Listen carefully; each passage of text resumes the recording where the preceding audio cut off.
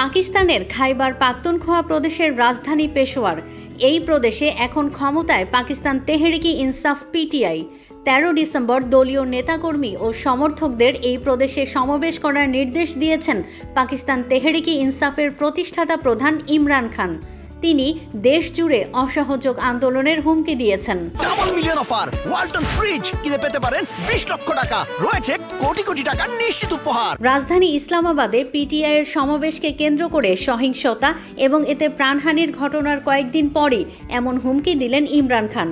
বৃহস্পতিবার সামাজিক যোগাযোগ মাধ্যম এক্সে দেয়া এক পোস্টে ইমরান খান 13 ডিসেম্বর পাকিস্তানের উত্তর পশ্চিমাঞ্চলীয় শহর পেশোয়ারে দলের সমাবেশে যোগ দিতে সমর্থকদের প্রতি আহ্বান জানিয়েছেন।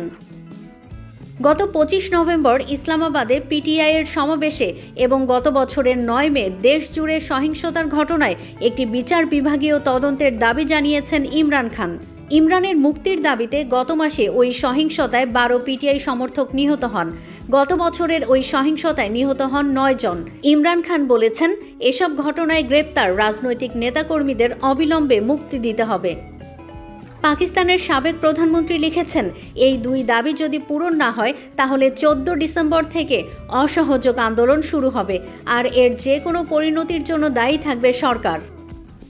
তবে পাকিস্তান সরকারের দাবি, গত 25 নভেম্বর পিটিআই এর বিক্ষোভে প্রাণহানির কোনো ঘটনা ঘটেনি, আর গত বছরের 9 মে ইমরান খানের সমর্থকরা সামরিক স্থাপনায় হামলা চালিয়েছিলেন।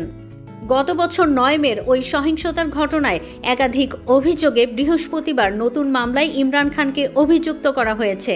তবে ইমরান খান এ মামলায় দোষ অস্বীকার করেছেন।